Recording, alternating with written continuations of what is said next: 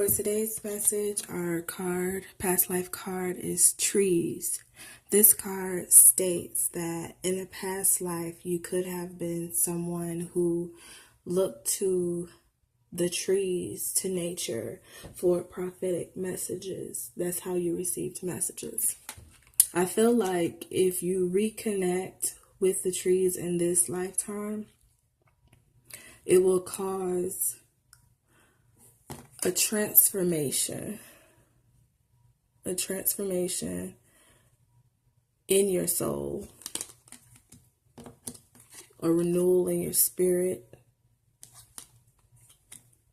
It'll make you feel rejuvenated, make you feel alive, but you have to sacrifice what you think you know or what you know to be true in order to receive what the universe has for you.